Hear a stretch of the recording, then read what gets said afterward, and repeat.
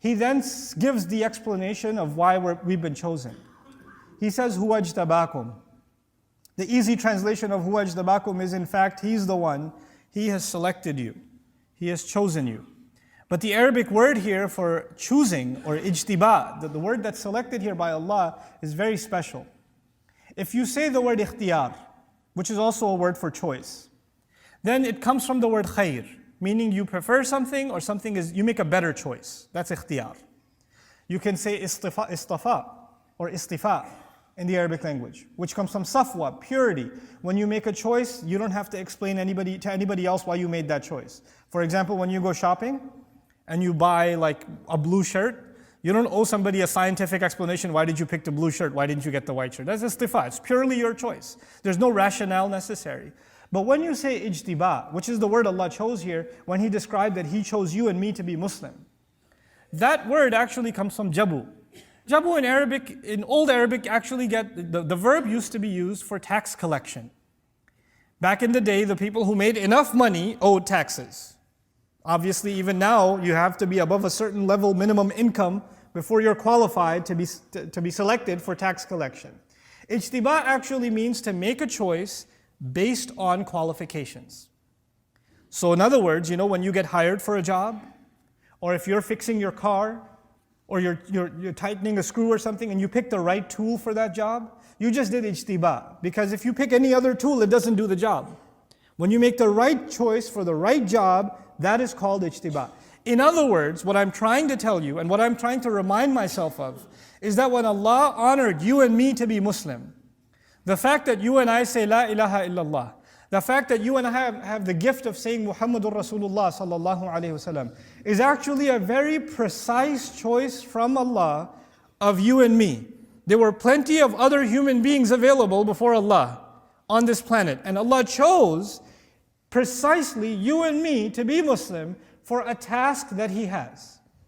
Because ijtiba is done for a particular purpose, for a task. So now, we aren't just chosen to be Muslim, we're chosen to be Muslim because we have a mission in front of us. And that mission He already describes is you have to struggle for Allah as is worthy of the struggle that should be made for Him. Huwa ijtabakum wama, and then he adds finally, now that I realize I've been chosen, even though I've been chosen, I'm still thinking this is too hard of a job. How am I going to do this? Fine, Allah sees something in me, I don't even see it in myself. I don't even see what's so special about me. Why did I get chosen? There's so many better people out there. But and this is too hard anyway. Islam is way too hard. What Allah is asking of me is too much. I can't do it. And what are the next words from Allah Himself? وَمَا جَعَلَ عَلَيْكُمْ فِي الدِّينِ مِنْ حَرَجٍ. He did not place for you in the religion any difficulty, any discomfort, any tightness whatsoever. In other words, this is Allah Himself telling you, relax, I'll make it easy. Don't you worry about that. You're the right man for the job. You're the right woman for the job. You were the one chosen for this time, this day, and this age. When you look around now, you see that Muslims we're the target of media attention, political craziness. I travel to England all the time. But this last time I traveled, I got exhaustively questioned. What are you doing here? I got questioned, like, why are you here? That's never happened before. So things are becoming tougher and tougher for Muslims. They are, in many, many ways. But that's okay. You know what? Allah chose you and me to be born in this generation, in this day and age, knowing full well these are the trials we're going to have. And the best people qualified to struggle in these trials are the Muslims alive today. That's the choice of Allah. That's why you and I are taking a breath right now. If we didn't have a purpose for us, because He only creates for purpose. خَلَقَ السَّمَاوَاتِ وَالْأَرْضَ بِالْحَقِّ وَصَوَّرَكُمْ.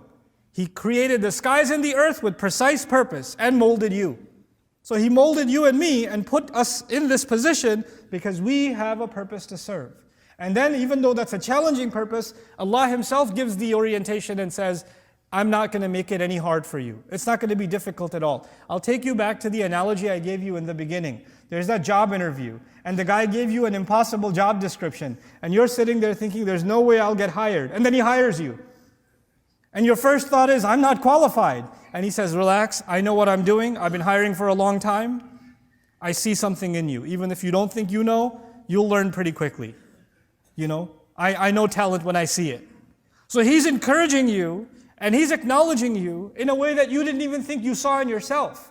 The other thing that's happening here is every Muslim is supposed to see value in themselves. No believer can think that they're useless before Allah, that they're pointless, that they're meaningless before Allah. They're worthless. They are worthy of Allah. They're worthy because Allah made a special choice of them. A special choice of them.